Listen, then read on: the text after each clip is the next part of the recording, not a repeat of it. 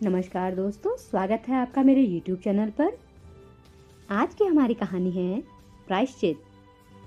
आज की इस कहानी को शुरू करें इससे पहले यदि आप चैनल पर नए हैं तो प्लीज़ चैनल को लाइक, शेयर और सब्सक्राइब करना ना भूलें। तो चलिए शुरू करते हैं आज की कहानी प्रायश्चित। अगर कबरी बिल्ली घर भर में किसी से प्रेम करती थी तो रामू की बहू से, और अगर रामू की बहू घर भर में किसी से घृणा करती थी तो कबरी बिल्ली से। रामू की बहू 2 महीने हुए मायके से प्रथम बार ससुराल आई थी। पति की प्यारी और सास की दुलारी 14 वर्ष की बालिका।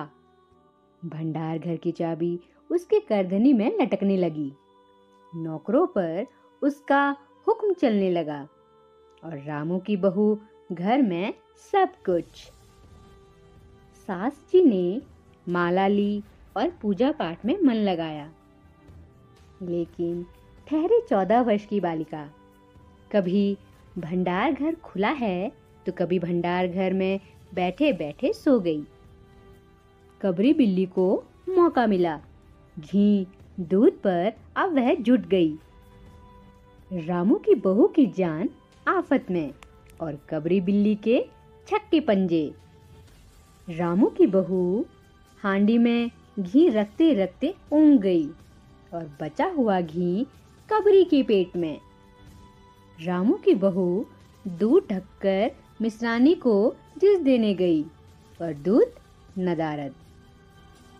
अगर बात यहीं तक रह जाती तो भी बुरा ना था। कबरी रामू की बहू से कुछ ऐसे परच गई थी कि रामू की बहू के लिए खाना पीना दुश्वार। रामू की बहू के कमरे में रबड़ी से भरी कटोरी पहुंची और रामू जब आए तब तक कटोरी साफ चटी हुई। बाजार से बालाएं आई और जब तक रामू की बहू ने पान लगाया बालाएं गायब। रामू की बहू ने तय कर लिया कि या तो वही घर में रहेगी या फिर कबरी बिल्ली ही। मोर्चाबंदी हो गई और दोनों सतर्क। बिल्ली फंसाने को कटघरा आया। उसमें दूध, मलाई, चूहे और भी बिल्ली को स्वादिष्ट लगने वाले विविध प्रकार के व्यंजन रखे गए, लेकिन बिल्ली ने उधर निगाह तक न डाली। इधर कबरी ने सरगर्मी दिखलाई। अभी तक तो वह रामू की बहू से डरती थी, पर अब वह साथ लग गई, लेकिन इतने फासले पर कि रामू की बहू उस पर हाथ ना लगा सके। कबरी के हौसले बढ़ जाने से रामू की बहू को घर में रहना मुश्किल हो गया। उसे मिलती थी सास की मीठी झिड़कियां और पतिदेव को मिलता था रूखा सूखा भोजन। एक दिन रामू की बहू ने रामू के लिए खीर बनाई। पिस्ता, बादाम, मखाने और तरह तरह के मेवे दूध में औटाए गए। सोने का वर्क चिपकाया गया और खीर से भरकर कटोरा कमरे के एक ऐसे ऊंचे ताक पर रखा गया जहां बिल्ली ना पहुंच सके। रामू की बहू इसके बाद पान लगाने में लग गई। उधर बिल्ली कमरे में आई। ताक के नीचे खड़े होकर उसने ऊपर कटोरी की ओर देखा। सूंघा, माल अच्छा है। ताक की ऊंचाई अंदाजी। उधर रामू की बहू पान लगा रही है। पान लगाकर रामू की बहू सास जी को पान देने चली गई और कबरी ने छलांग मारी। पंजा कटोरे में लगा और कटोरा झंझनाहट की आवाज के साथ फर्श पर। आवाज रामू की बहू के कान में पहुंची। सास के सामने पान फेंककर वह दौड़ी। क्या देखती है कि फूल का कटोरा टुकड़े टुकड़े, खीर फर्श पर और बिल्ली डटकर खीर उड़ा रही है। रामू की बहू को देखते ही कबरी चंपत। रामू की बहू पर खून सवार हो गया। ना रहे बांस, ना बजे बांसुरी। रामू की बहू ने कबरी की हत्या पर कमर कस ली। रात भर उसे नींद ना आई। किस दाव से कबरी पर वार किया जाए कि फिर जिंदा ना बचे, यही पड़े पड़े सोचती रही। सुबह हुई और वह देखती है कि कबरी देहरी पर बैठी बड़े प्रेम से उसे देख रही है। रामू की बहू ने कुछ सोचा। इसके बाद मुस्कुराती हुई वह उठी। कबरी रामू की बहू के उठते ही खिसक गई। रामू की बहू एक कटोरा दूध कमरे के दरवाजे की देहरी पर रखकर चली गई। हाथ में पाटा लेकर वह लौटी तो देखती है कि कबरी दूध पर जुटी हुई है। मौका हाथ में आ गया। सारा बल लगाकर पाटा उसने बिल्ली पर पटक दिया। कबरी ना हिली, ना डुली, ना चीखी, ना चिल्लाई, बस एकदम उलट गई। आवाज जो हुई तो मेहरी झाड़ू छोड़कर, मिसरानी रसोई छोड़कर और सास पूजा छोड़कर घटनास्थल पर उपस्थित हो गई। रामू की बहू सर झुकाए हुए अपराधिनी की भांति बातें सुन रही है। मेहरी बोली, अरे राम, बिल्ली तो मर गई। माँ जी, बिल्ली की हत्या बहू से हो गई, यह तो बुरा हुआ। मिसरानी बोली, माँ जी, बिल्ली की हत्या और आदमी की हत्या बराबर है। हम तो रसोई ना बनावेंगे जब तक बहू के सिर हत्या रहेगी। सास जी बोली, हाँ ठीक तो कहती हो। अब जब तक बहू के सर से हत्या ना उतर जाए तब तक न कोई पानी पी सकता है, ना खाना खा सकता है। बहू, यह क्या कर डाला? मेहरी ने कहा, फिर क्या हो, कहो तो पंडित जी को बुलाई लाई। सास की जान में जान आई। अरे हाँ, जल्दी दौड़ के पंडित जी को बुला लो। बिल्ली की हत्या की खबर बिजली की तरह पड़ोस में फैल गई। पड़ोस की औरतों का रामू के घर तांता बज गया। चारों तरफ से प्रश्नों की बौछार और रामू की बहू सिर झुकाए बैठी।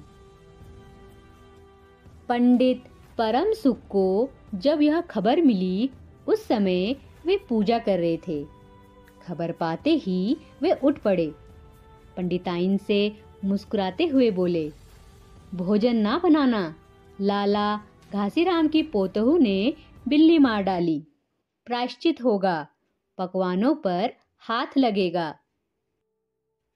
पंडित परम सुख चौबे छोटे और मोटे से आदमी थे। लंबाई 4 फीट 10 इंच और तोंद का घेरा 58 इंच। चेहरा गोल मटोल, मूंछ बड़ी बड़ी, रंग गोरा, चोटी कमर तक पहुंचती हुई। कहा जाता है कि मथुरा में जब पंसेरी खुराक वाले पंडितों को ढूंढा जाता था तो पंडित परम सुख जी को उस लिस्ट में प्रथम स्थान दिया जाता था। पंडित परम सुख पहुंचे और कोरम पूरा हुआ। पंचायत बैठी। सास जी, मिसरानी, किस्नू की माँ, छन्नू की दादी और पंडित परम सुख। बाकी स्त्रियां बहू से सहानुभूति प्रकट कर रही थी। किस्नू की माँ ने कहा, पंडित जी, बिल्ली की हत्या करने से कौन नरक मिलता है? पंडित परम सुख ने पत्रा देखते हुए कहा, बिल्ली की हत्या अकेले से तो नरक का नाम नहीं बतलाया जा सकता। वह मुहूर्त भी मालूम हो जब बिल्ली की हत्या हुई, तब नरक का पता लग सकता है। यही कोई 7 बजे सुबह, मिसरानी जी ने कहा। पंडित परम सुख ने पत्रे के पन्ने उल्टे, अक्षरों पर उंगलियां चलाई, माथे पर हाथ लगाया और कुछ सोचा। चेहरे पर धुंधलापन आया, माथे पर बल पड़े, नाक कुछ सिकुड़ी और स्वर गंभीर हो गया। हरे कृष्णा, बड़ा बुरा हुआ। प्रातःकाल ब्रह्म मुहूर्त में बिल्ली की हत्या, घोर कुंभीपाक नरक का विधान है। रामू की माँ यह तो बड़ा बुरा हुआ। रामू की माँ की आंखों में आंसू आ गए। तो फिर पंडित जी, अब क्या होगा, आप ही बतलाएं। पंडित परमसुख मुस्कुराए। रामू की माँ, चिंता की कौन सी बात है, हम पुरोहित फिर कौन दिन के लिए हैं। शास्त्रों में प्रायश्चित का विधान है, सो प्रायश्चित से सब कुछ ठीक हो जाएगा। रामू की माँ ने कहा, पंडित जी, इसीलिए तो आपको बुलवाया था। अब आगे बतलाओ कि क्या किया जाए। किया क्या जाए? यहीं एक सोने की बिल्ली बनवाकर बहू से दान करवा दी जाए। जब तक बिल्ली ना दे दी जाएगी तब तक तो घर अपवित्र रहेगा। बिल्ली दान देने के बाद 21 दिन का पाठ हो जाए। छन्नू की दादी बोली, हाँ और क्या, पंडित जी ठीक ही तो कहते हैं, बिल्ली अभी दान दे दी जाए और पाठ फिर हो जाए। रामू की माँ ने कहा, तो पंडित जी कितने तोले की बिल्ली बनवाई जाए। पंडित परमसुख मुस्कुराए। अपनी तोंद पर हाथ फेरते हुए उन्होंने कहा, बिल्ली कितने तोले की बनवाई जाए। अरे रामू की माँ, शास्त्रों में तो लिखा है कि बिल्ली के वजन भर सोने की बिल्ली बनवाई जाए, लेकिन अब कलयुग आ गया है, धर्म कर्म का नाश हो गया है, श्रद्धा नहीं रही। सो रामू की माँ, बिल्ली के तोल भर की बिल्ली तो क्या बनेगी, क्योंकि बिल्ली 20-21 सेर से कम की क्या होगी।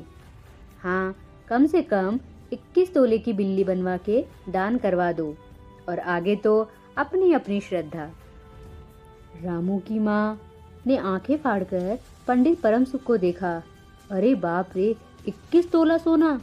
पंडित जी, यह तो बहुत है, तोला भर की बिल्ली से काम ना निकलेगा। पंडित परमसुख हंस पड़े। रामू की माँ, 1 तोला सोने की बिल्ली! अरे रुपये का लोभ बहू से बढ़ गया। बहू के सिर बड़ा पाप है, इसमें इतना लोभ ठीक नहीं। मोल तोल शुरू हुआ और मामला 11 तोले की बिल्ली पर ठीक हो गया। इसके बाद पूजा पाठ की बात आई। पंडित परमसुख ने कहा, उसमें क्या मुश्किल है, हम लोग किस दिन के लिए हैं। रामू की माँ, मैं पाठ कर दिया करूँगा, पूजा की सामग्री आप हमारे घर भिजवा देना।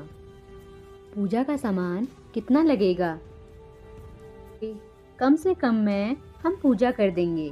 दान के लिए करीब 10 मन गेहूँ, 1 मन चावल, 1 मन दाल, मन भर तिल, 5 मन जौ और 5 मन चना, 4 पसेरी घी और मन भर नमक भी लगेगा। बस इतने से काम चल जाएगा।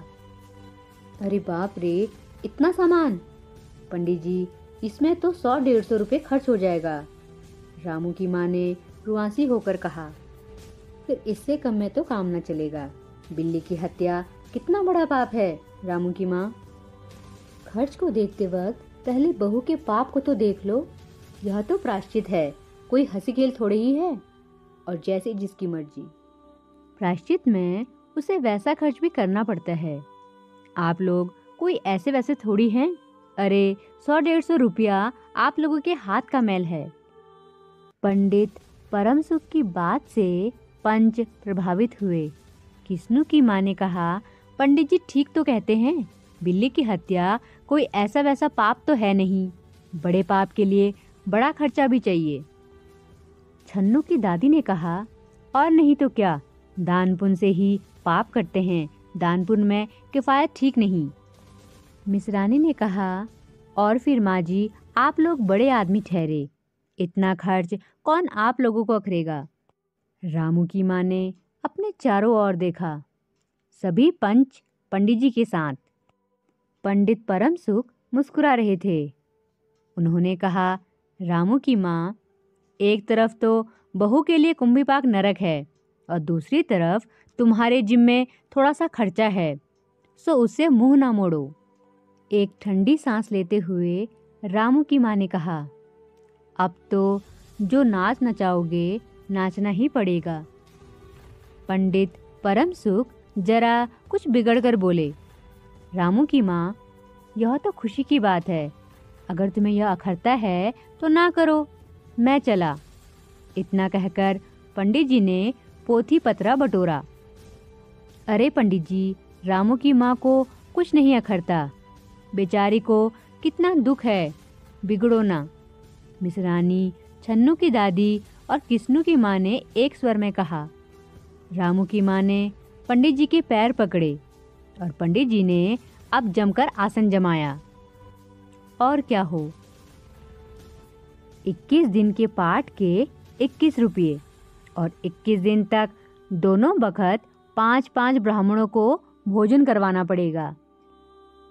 कुछ रुककर पंडित परम सुख ने कहा, सो इसकी चिंता ना करो, मैं अकेले दोनों समय भोजन कर लूँगा और मेरे अकेले भोजन करने से 5 ब्राह्मण के भोजन का फल मिल जाएगा। यह तो पंडित जी ठीक कहते हैं। पंडित जी की टोन तो देखो। मिसरानी ने मुस्कुराते हुए पंडित जी पर व्यंग किया। अच्छा तो फिर प्रायश्चित का प्रबंध करवाओ। रामू की माँ 11 तोला सोना निकालो, मैं उसकी बिल्ली बनवा लाऊं। 2 घंटे में मैं बनवा कर लौटूंगा। तब तक सब पूजा का प्रबंध कर रखो। और देखो, पूजा के लिए। पंडित जी की बात खत्म भी ना हुई थी कि मेहरी हाँफती हुई कमरे में घुस आई और सब लोग चौंक उठे। रामू की माँ ने घबराकर कहा, अरे क्या हुआ री? मेहरी ने लड़खड़ाते स्वर में कहा, माँ जी, बिल्ली तो उठकर भाग गई।